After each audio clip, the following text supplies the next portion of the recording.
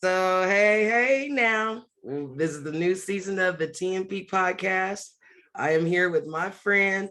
I've known Josh Ramey since middle school, and he's going to be the first TNP You didn't get a Wilson? this season. Hey, Josh, former vet. He's a veteran Marine, very patriotic like I am. We're both progressives, but this conversation, this title of this podcast episode is called "Thank You for Helping Me, Fuck You for Being There," and that's quoting Officer Fanone from the Capitol Hill insurrection.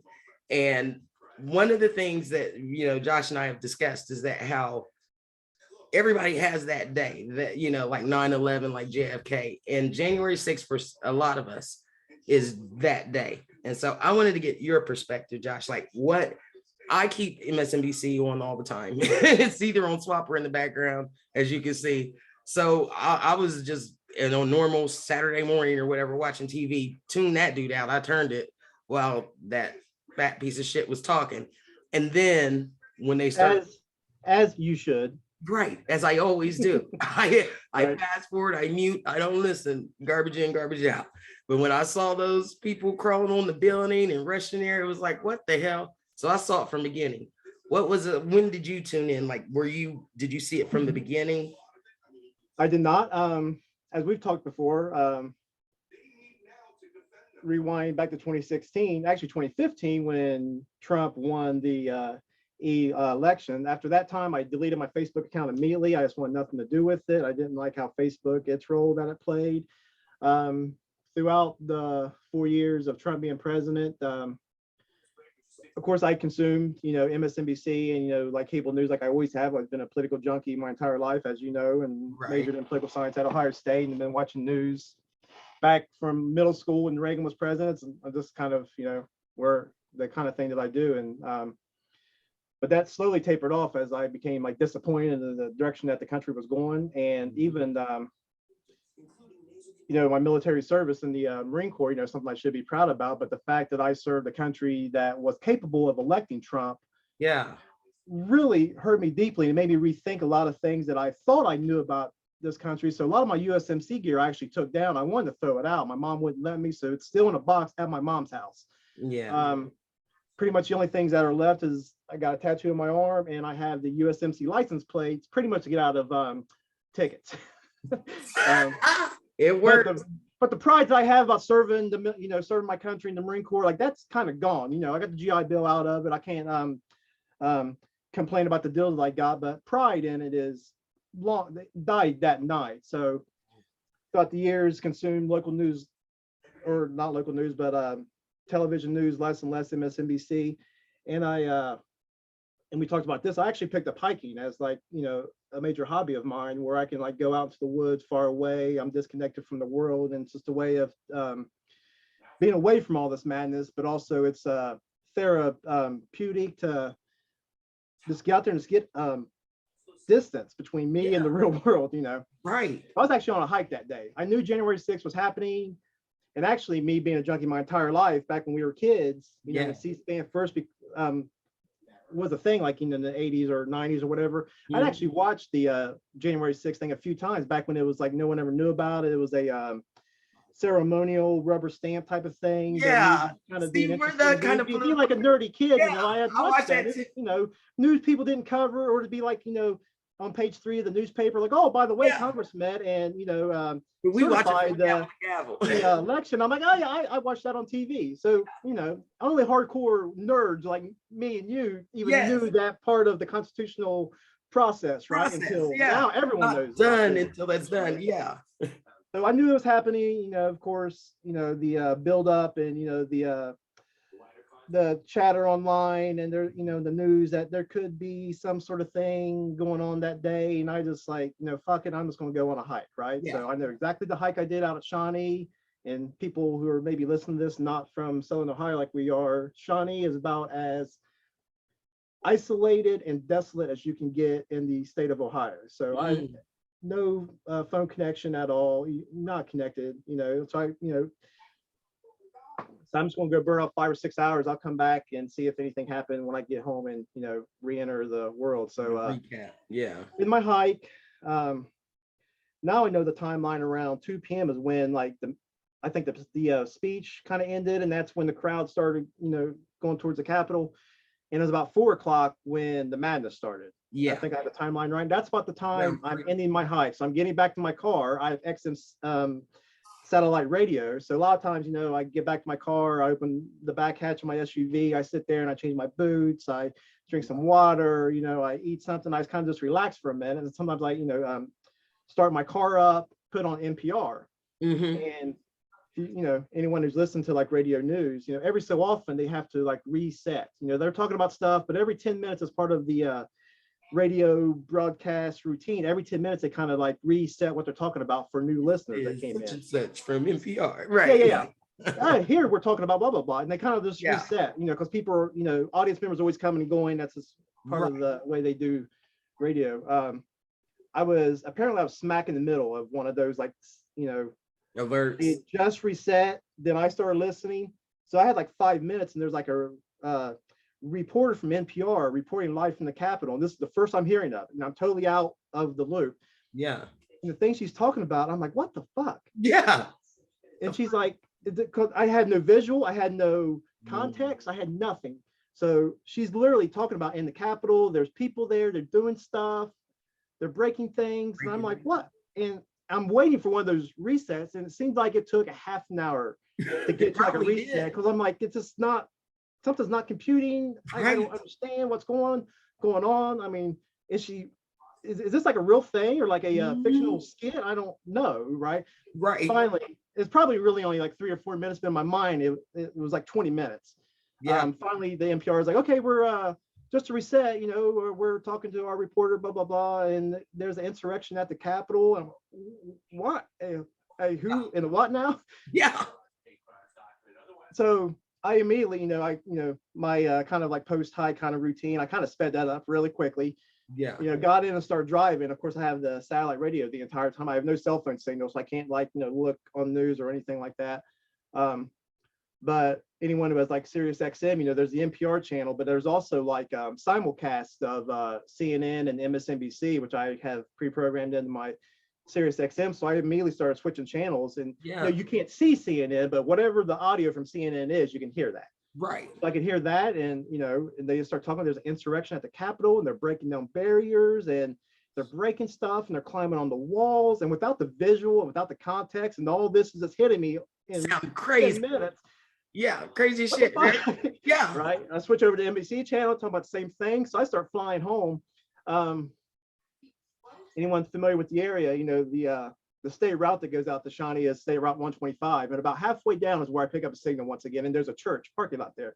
So I pull up on that church just so I can get on my phone and just start looking at the news and get some video. Of course, I only have like 2 or 3 bars, so it takes a minute just slowly just I just want to see visual. I just want to see what this looks like. Yeah.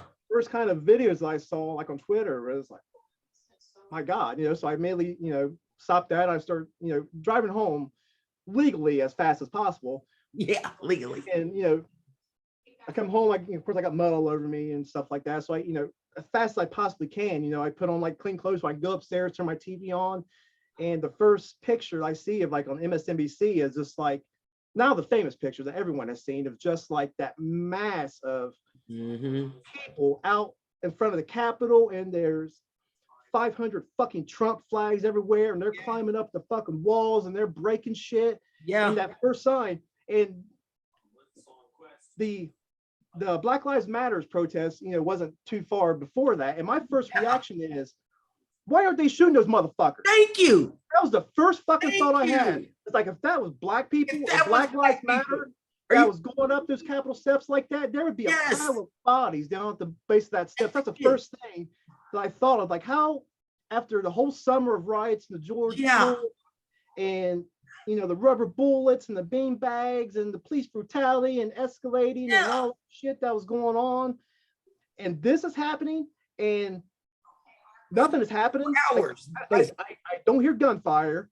I don't see bean bags. I don't see rubber bullets. I don't see piles of bodies. I don't see police lines and phalanxes of police in riot gear. No National Guard. I don't see any of that. So that was the first thing, just the dichotomy between that and Black Lives Matter. Of course, over the year that's been digested and spit out by a million commentators, can write volumes on that. But and then just slowly as they kind of reset the day, I just had to sit there for 20 minutes, and as I just reset and I saw it, and that's when the first pictures I saw, like, the speech that Trump and Giuliani and all those fucking clowns had done. And, then that's, as they reset kind of the pictures out the day, that's when it kind of like, I kind of got the whole picture of what happened. But the fact that that was going on in this country, of course, the thought that in 2016, or actually November 2015, when Trump won, didn't take office till January of 2016. The fact that, like, where is the bottom? Where is the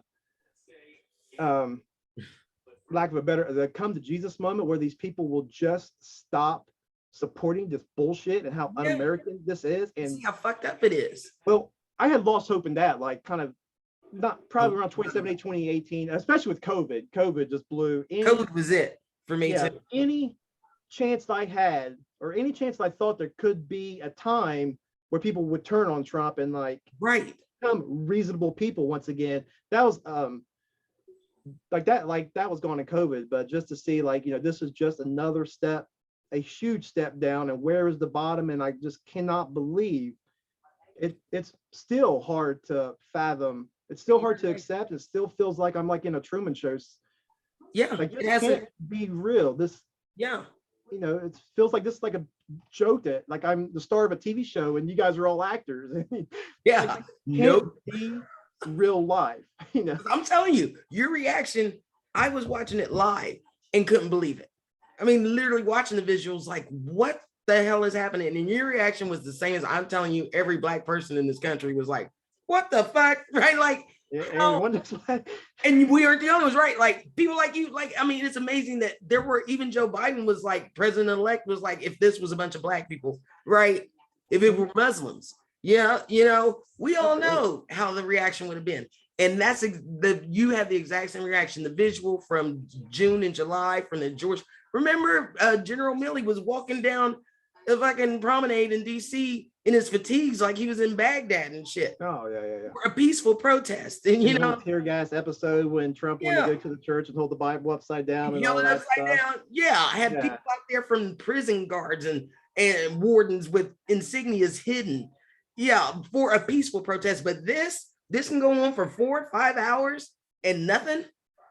I was irate, obviously. The first pictures that I saw that I was like, oh my God, man, was the picture of one of the I think he was a Capitol Police officer that was like, like the barricade, barricade, like bike racks, and that's pretty much all he had. And like the crowd was pushing up, and there's that picture, that video of like one of the Capitol Police officers literally opening the gate and stepping aside with a smile on his face. Yeah. Remember that? I can't remember if he like high-fived people, but he was like, yeah, come on in. That. Yeah. That's the picture. And I was like, man, this, we are in a lot. I mean, I've thought the phrase, we are in a lot of trouble as a country, and I'm not hopeful. Like, I think we've talked, a couple of times where I'm not hopeful for the future. I'm very pessimistic. But that's one of those like things that kind of reinforces that, is like, the Capitol Police, a police officer in general, just any police officer anywhere in the country, no matter what, state, federal, local, county, whatever. But a Capitol Police officer opening that gate and just stepping aside and just like, come on in, folks. Yeah, they were hunting them. They wanted to kill them. They guillotine out on the Washington Mall. Right. And Nancy, like a bunch of fucking serial killers. Nancy, where's Nancy? I mean, I'm like you. At some point, I think, do you see yourselves? I mean, you can't be on the right side. This is what you look like, Well, I give it like you. There's a sect of this country. There's a good 30% that are unreformable. I think they're the deplorables, and I'm not worried about them. But here's where I get hope. The majority of us, there's a good 70% of us, and half of that are people like you who care. But this has been a lot. This has been a lot for 5 whole fucking years. And after last year, kind of tuned out, kind of backed away because it's a lot.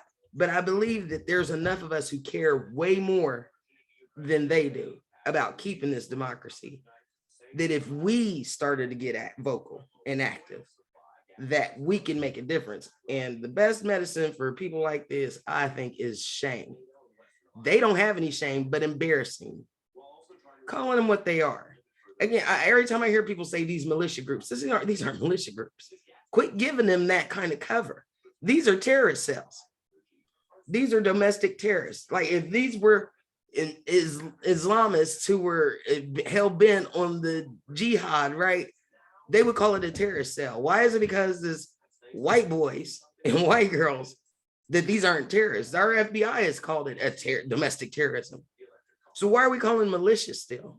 I think we know the answer. I think we all know the answer to that. Don't we? It's because they're white nationalists. White girls, right? And we got to change the frame. We just have to change the whole way we talk about these things. So that's part of the point of doing like this podcast, is to try to snap people who are tuned out in and give us actionable ways to get involved and to make our voices heard. I mean, people like you, like you said, I think you should take all kinds of pride in being a Marine. I mean, they can't take that away, but I can understand how you would feel watching that as a Marine, as a veteran. Like, who in the hell, again, a Capitol Police, somebody that would be in your position, letting the terrorists in? I mean, right. It's really hard to keep an optimistic outlet. But I say if the only way that they win, like you said, is if there is no punishment, if we do just let them get away with this type of stuff. So that's another question. That's the other question I wanted to talk to you about. So I'm of two minds. I am annoyed. I'm annoyed. I was annoyed that day. I'm still pissed off that I wanted all of them, every single person arrested and dragged away in a paddy wagon that day. The fact that they're like, all right, go home is like, are you shitting me right now? So everybody, okay, I shat on the Capitol. Yeah, I went in there and ripped the Constitution down, but I get to go home now. Okay, that's bullshit.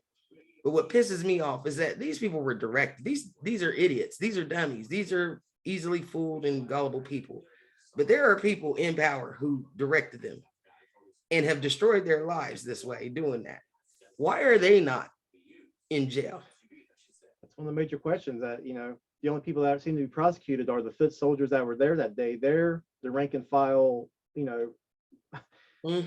insignificant foot soldiers, and they're the only ones that are being prosecuted, and the sentences and the punishments they're getting are not, in my opinion, not very strong. But the powers that be, the Trumps and the people who organize all this stuff, they're going to get off scot-free, and I think they will get off scot-free. And it's better not. I'm not going to let them off. Not justice at all. That's one of the reasons I'm not hopeful about the future. We have to make it so. We can't let them off the hook by saying, well, they're not going to do it. No, you will. You have to. But the punishments that are, since they're so light, I think that the fact that this was pretty much, I don't even like calling it an insurrection. I like calling it a coup, because what was the point? Was to topple a legitimately elected government for something else, right?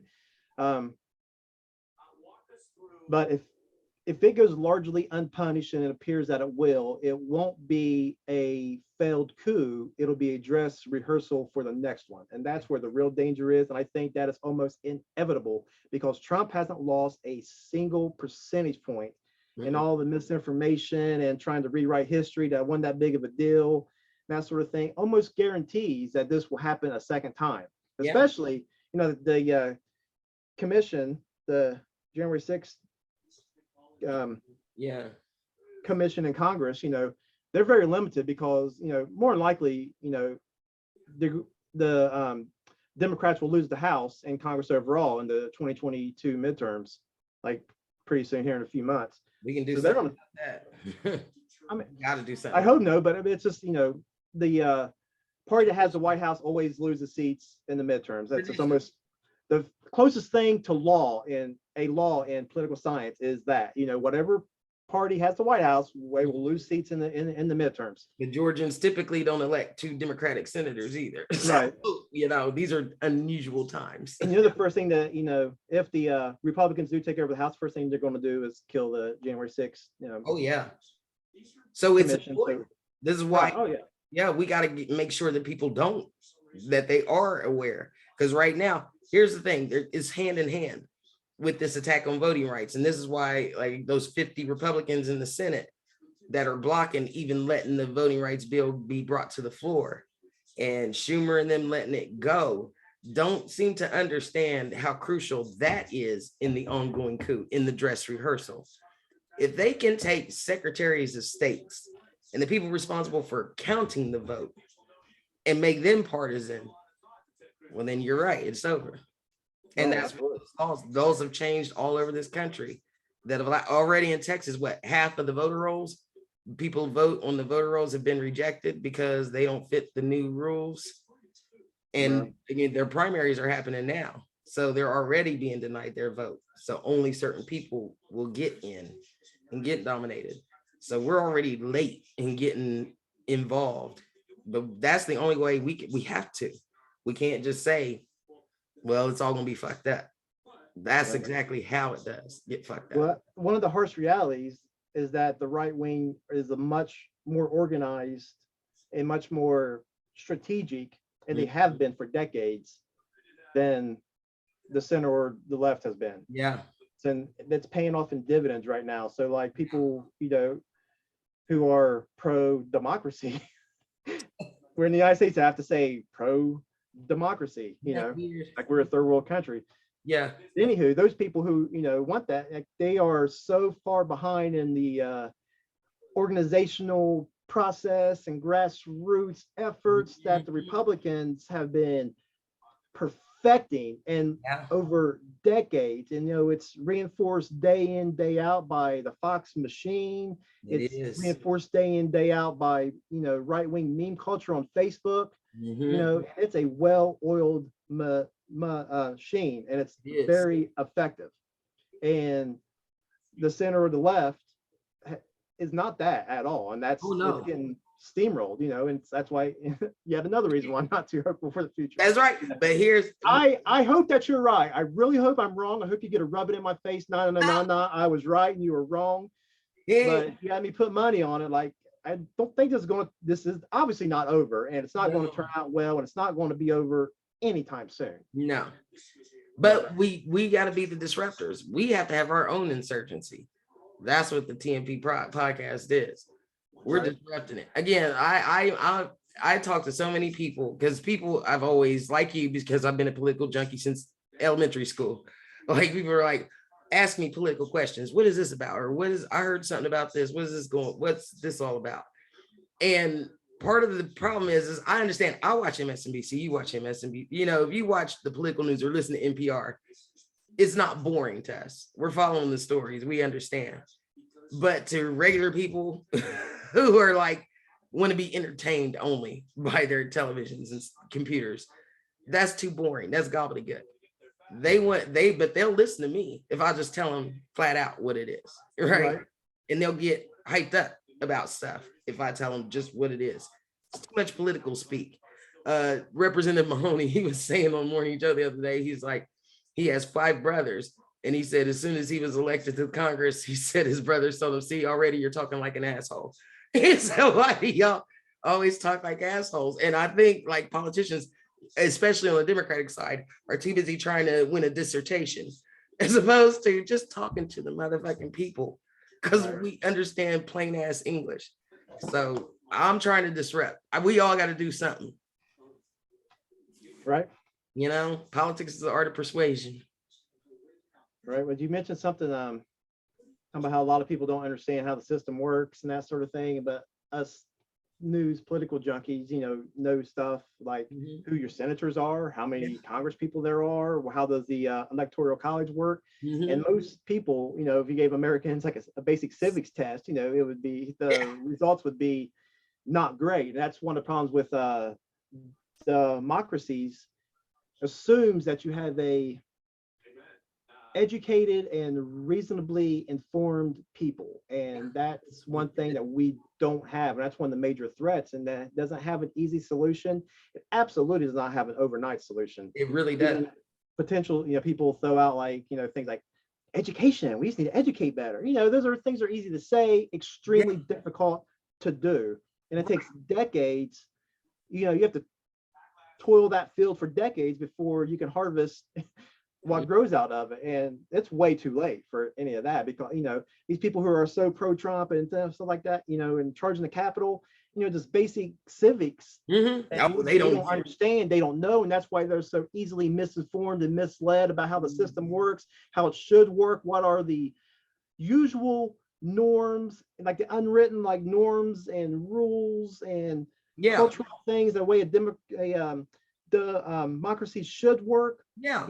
If you come from a position of non-education and ignorance, you don't know those usual norms and rules and how things work, that the winners graciously, on election night, that the winner graciously accepts victory, the loser, accepts laws, congratulates the winner, and there's a peaceful transfer of power, and that's how it works. You may not like the results, I'll still fight you like hell for the next 4 years, and we'll rematch in 4 years, but this whole peaceful, transfer of power, like that's threatened and that's thrown out, 2024, who knows what's going to happen. Yeah. And I refuse, because see, here's the thing. Here's what gets on my nerves. And politics has been like this for a long time. And I've been watching this happen and deteriorate for decades. Is, being Buckeyes, being from the Buckeye State, right? There's the game. And then there's the spring game. Politics is a spring game, right? This is a scarlet and gray game. We're playing against each other. We have real enemies outside of our locker room, right? But we're one team.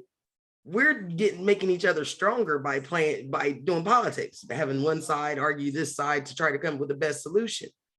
But over time, the Republican Party since the 90s has, made this an all or nothing thing. It turned, an intramural scarlet and gray game into the game. It's us against that team up north. They play to win and fuck the rules and fuck the rules and norms and accepted rules of political life. That's right. Fuck all that. Play to win. Afraid to use no matter what. Right. Huh? Democrats have all the power. The rules, the law is on our side. Right. But what the hell with Merrick Garland? What are you waiting on? I mean, what is the, that's the thing that worries me. We can control who gets elected because we still have the power to vote. And do we?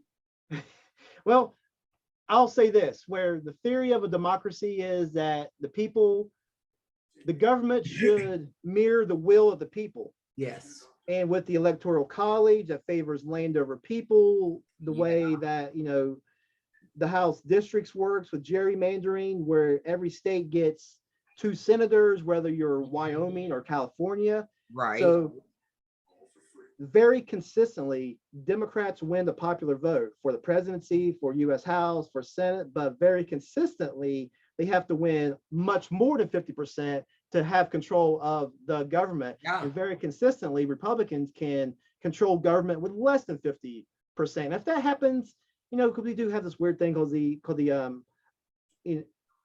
our system is a little bit weird. So if it happens once in a while, like Bush Gore, almost accept it. If it happens once every 80 years, where the non-popular vote winner wins the White House, sure.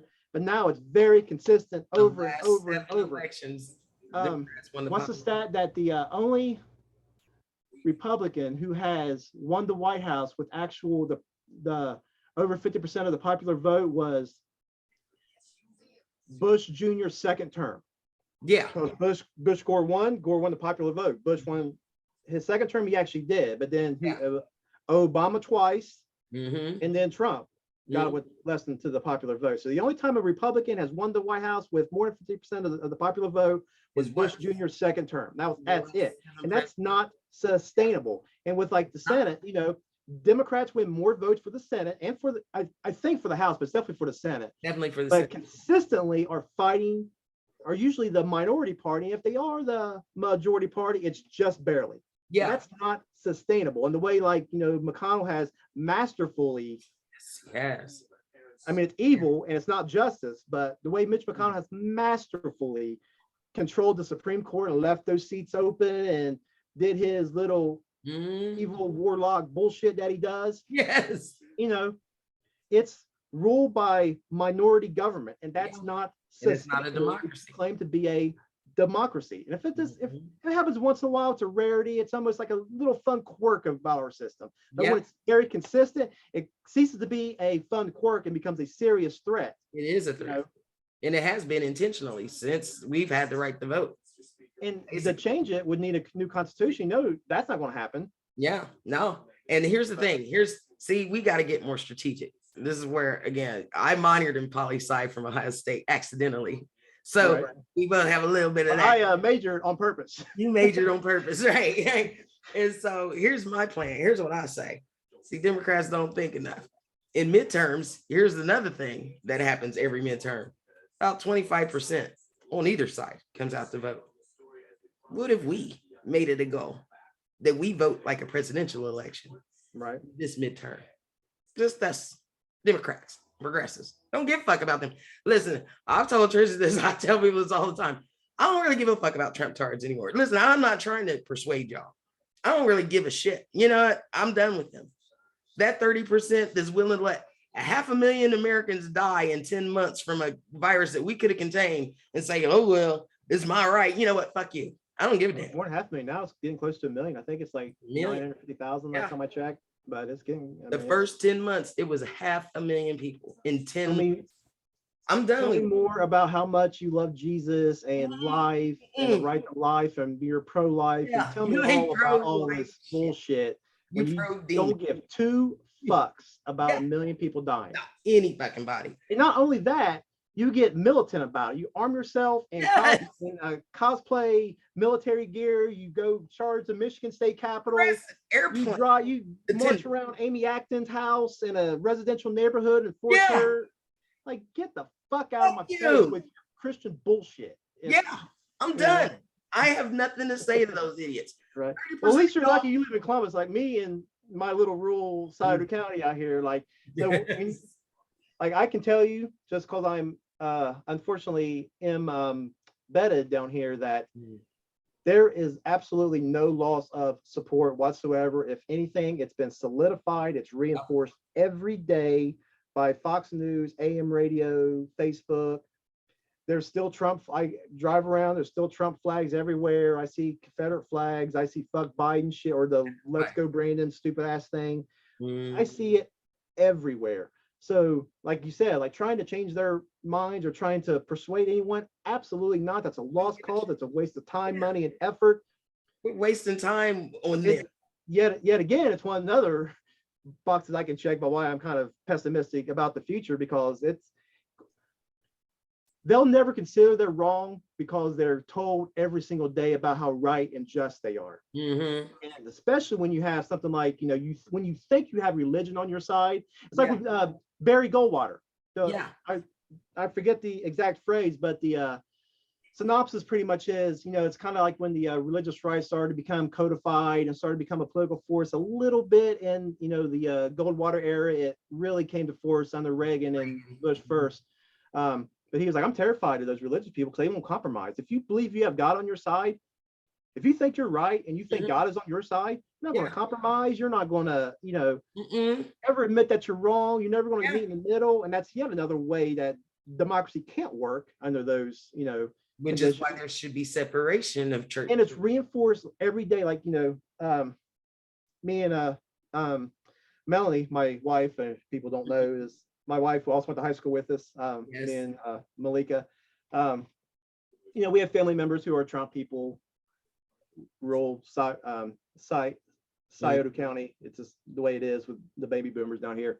True. Anywho, you can spend hours trying to get one of your family members just to budge on an issue just a little bit. And it's like pulling on a chain with a big heavy rock, and it just takes tugging, it takes hours, and it's painstaking work to argue and to get through their thick fucking heads. Just to move a little bit on one issue. But then that is wiped out instantly by one night of Fox News. This one, all they have to do is hear somebody else confirm what they already thought they knew. That 3 hours of fighting with one of your family members is wiped out and easily just brushed aside with 5 minutes of Fox News. Tucker Carlson just says 3 sentences and poof, they're right back to where they are. And how this can't work this way long term. And that's why, again, 70% makes the majority. So fuck 30%. I don't give a damn about y'all, right? Yeah. I'm talking to the 70%. I'm talking about the 70 rational percent, the normals, as I like to call them. Whether you're a high number, but I get your point. I mean, again, most of us, again, Black people, especially Black women, 94% voted for Joe Biden and against all of that shit. First of all, we don't play. We already know what the fuck. So we ain't gonna vote for no dumb shit like that. So, you know, already we've got a chunk. And with people like you, you make up the majority with us together. That's the group. Again, you know, I can't stand we were like, we need to unify. With what? The people that want to destroy our democracy? We have unity among 70%. Again, I don't agree with one fucking thing Liz Cheney has done in her time in Congress, except for the fact we agree 1,000% on this commission, on the fundamentals of democracy. I give her a ton of credit for her bravery. It shouldn't even be bravery to stand up for the Constitution amid all the shit she's getting from her own party. You know, you know, we can all agree. This is the thing that makes probably gonna lose her seat. She might, and she I might. think it's a very good possibility she'll lose her seat. But like I said, and you're absolutely right to give her credit, but just to illustrate how far the bar has fallen, you're giving her credit for being pro-democracy. Pro-democracy. Pro-democracy. Yeah. Like we're a third world country, and you're giving her credit for being pro-decency. Yeah. That's how far the bar has fallen. And like we have all this nice technology. We're talking on Zoom. You know, we're the richest powerful country in the world, but politics is basically third world at this point in time. Yeah. You know, our ignorance. That is what would kill us. Because that's what Ben Franklin said. This is a republic if you can keep it. And that requires, like you said, an educated and informed population. And we did all the way up into the 60s. Remember, civics was a requirement for all of us. When we graduated, we were the last class. Did you know that? To where civics wasn't an elective. Well, we had government, but I remember government. Yeah.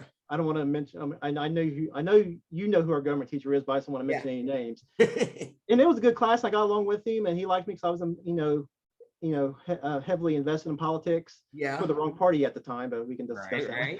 Anywho, I remember a lot of that. I thought was more of like it was like half a government civics class and half like a pre-law class. I remember doing like lots of like legal cases and Marbury versus Madison and having to write essays on those types of things, which is great if you want to be a lawyer. It's just kind of like your intro. Right. So I get the purpose of it, but it took away from the basic civic stuff because only a few of us, if any, are going to become lawyers. Right. All of us are going to become citizens.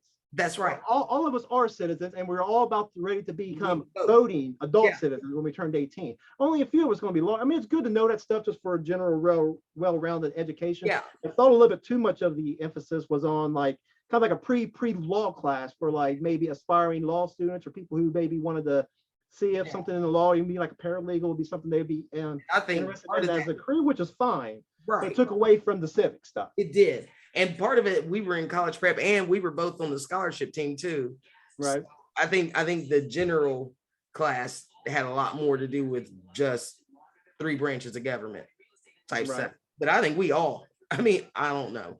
We don't, but most people need a refresher course in what our government is, how it's made up. News media fails to do that, and all of it. Fox, MSNBC, CNN, all of them fail to do that. Even the news sources that I quote unquote like or agree with, do a very poor job of educating the public. I think the best that does it, of course, I'm very biased towards the PBS NewsHour and NPR. Yes. The PBS NewsHour will take a little bit more time to do a digest and maybe explain the kind of the background sort of stuff. And for anyone out there who may be listening, the Vox has like a daily podcast. Yeah.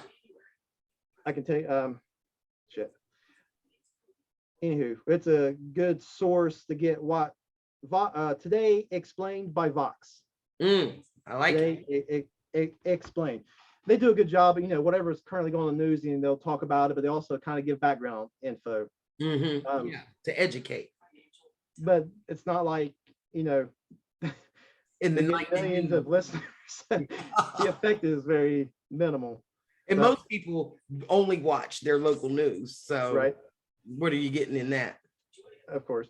Let me say one thing real fast, because you said something about your fellow Black sisters that drove Biden to victory, and you're very proud of, and I'm very proud of them. And thank you for all of that. Welcome. Let me say, as someone who lives in a very rural area, voting for me, and I like Cider County. Well, we have Portsmouth, was kind of skews it a little bit. Take Portsmouth out of Cider Yeah. County, where it's just a county. What? It's 80% Trump, probably 80-20. I mean, it's that red out here. Yeah. Um, Yeah. Voting for me is very easy, and that's by design. I never wait. I walk right in, I vote, and I see my neighbors every fucking time. These people that I am surrounded by, they vote every fucking time. And I Yeah. mean every fucking time, every year, primary, general, every fucking time. And it's easy by design. And I Yeah. know because I live in Columbus, in Westerville, one of the Bush years. I lived in Westerville. And I did have to wait like 50 minutes. And that's Yeah. by design. They are intentionally trying to make it hard for urban, especially Yes. urban, but a Yes. little bit of the suburban, harder to vote. That's why they're trying to get rid of the mail voting. That's why there's fewer voting places. You have to wait in Mhm. line. They want you to give up and not vote. That's So right. all the people I'm surrounded by, they are voting every fucking time. And whatever hurdles they're putting in front of you, you and your people and your friends and Mhm. all the proud Black, Yeah. Latino minorities, all the barriers they're trying to put in front of you. I do everything I can to urge you to leap over everyone, even though Yes. it's a pain in the ass. It's bullshit. I'm sure it's infuriating. It's enraging. But if you give up and don't vote, you are doing exactly what they want you to do. That's right. And you would laugh if you came out how easy it was for me to vote. Yeah. A 5-minute drive down my county road. I go into a community center. Mhm. I've never waited. Never fucking waited. Yeah. There's like 10 voting booths, maybe 3 of them have people in it. Yeah. And that's it. Yeah. And I've had this Super easy. And it should be that easy for everyone. for everybody. It shouldn't be a hassle. It should be a national holiday. But I encourage anyone who lives in an urban area, who's any sort of minority, that all these barriers have been put in front of you. They want you to wait for 4 hours. They want you to give up and go home. Do it anyway. We do it out of spite. And that's exactly what we do. In do it spite with of the anger, fact that we know. Like you are doing exactly what they want to do. Their plan is working perfectly when you get discouraged and don't vote. That is the fucking point. That is by design. Yeah. People don't even realize it is. Black people and white people don't realize Black men have had the right to vote in this country since 1868. They've also been discouraged to vote. That's right. There was like a 90-something% registration rate that year, that first year Black men had the right to vote, until after the end of Reconstruction in the 1870s. And it dropped all the way down to 3%. And that's where it stayed. That's what the civil rights movement, that was fighting for a right they already had. Right. Black women, we didn't get the right until 1965, not in 1920, like white women, 1965. Right. But we both don't take that for granted. All the things that Black people have had to go through in the history of this continent. Yeah. To get to this point. And they're still trying to do every dirty little trick that they possibly can. Yep. Even like the voter ID thing, you have to have a driver's license, fine. But like I know, like in the Black Belt in Alabama, but the play games with that, they reduced the number of DMVs that are through that Black Belt. Yeah. So you had to travel further, more of a pain in the ass, take off work. You had to get there. You may not have a car to go to that. The closest DMV is 70 miles. And of course, the DMV is always a pain in the ass to deal with. Right. Not everybody has transportation to drive there. Bureaucracy and paperwork, and there's fees involved and all that. And it's by design. Yes. They can't come out and say anymore, yeah, we're trying to discourage Black people to vote, but right. The effect of their policies. Go by what they say, go by what they do, and what the purpose of the policies are. And the purpose of the policies is to reduce the voting in the areas that they want to reduce voting, and encourage voting in the areas they want to encourage voting. And I assure you, in my area, they are encouraging the fuck out of voting. Yeah, they do. And in your area, they are discouraging the fuck out of voting on fucking purpose. Yep. So out of spite, with 2 middle fingers in the air. Yes. That's what we do. Do it. Just endure it. Do whatever you got to fucking do, and to get your fucking vote downrange. That's right. And that's what we're going to, we always do. Again, that Georgia election, That ain't normal, but that's old black women standing 10 hours in line to get that vote. And now you can't even get food and drink while you're standing in Yeah, line. that law. Georgia. What the That's fuck, man? yeah. You know? So See, Blake, that's another thing. I'm not pessimistic because that's obvious the purpose of that. yeah. Yet, the vast majority of rural white people think that's great. Yeah, they do. But you So know, how that are we supposed to ballot function as a thing, country when you got an entire section? And it, yeah, getting rid of ballots is hurting them too, especially in Arizona. They're starting to figure out Republicans actually use mail-in ballots, especially old white people, right? And so they so you as the optimist, tell me how I'm supposed to like be hopeful for the future. We need people like you. Again, black women alone can't do it, but we Let me need. clarify. I will never stop voting. Yes, I will never stop, putting something on my car when it's election time and risk, getting shot by one of these rednecks or getting my car keyed or something like that. Right. Which does happen. My wife, she had a Biden Harris sticker on there, and there was a couple times where of course, she's by herself because these are fucking cowards. Where she was by herself, where like some like good old boy at the country store was giving her dirty looks or getting up on her. That's a nice sticker you got there, woman. Some bullshit like that happen. It's always when she's by herself, because if I'm there, they don't do shit. Yeah.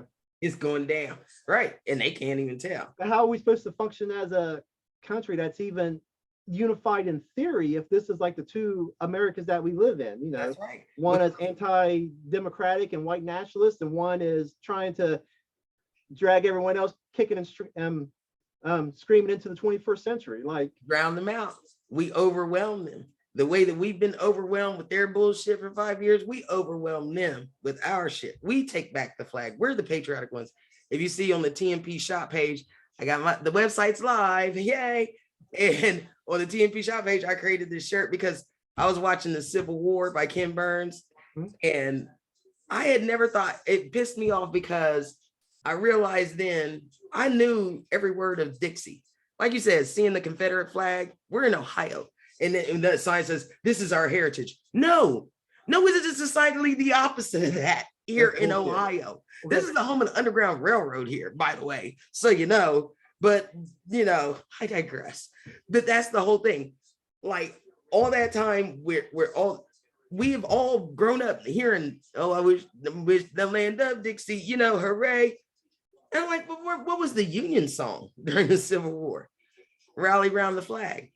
Right. Down with the traitors and up with the stars. I was like, holy shit, that applies to right now. So on the TNP shop page, it's the Tough series, the Union Forever. And that's the name, the Union Forever, hurrah, boys, hurrah. Down with the traitors and up with the stars. We will rally around the flag. And that's my point. We need to rally around the flag. I made my niece learn that day. I was like, we're learning this song. And anytime you hear Dixie, we're going to sing Rally Round the Flag, right? And so that's the words of the song are on the back of the shirt, and the Union Forever is on the front with the American flag, because we're for the Union. That's what the whole fucking Civil War was about. And if we're going to have another Civil War, we need to get ready. And we are the 70%. So we need y'all to vote.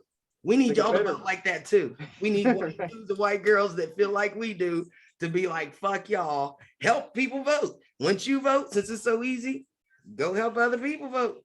I mean, we all have to get a lot more muscular because we're smarter, we're funnier, we're smart ass, we're cooler, I mean, let's definitely take cooler. We are. And we need to take control of this shit. That's my whole goal with the TNP podcast. Fuck those people. Let's talk to the 70%. The smarties and the normals.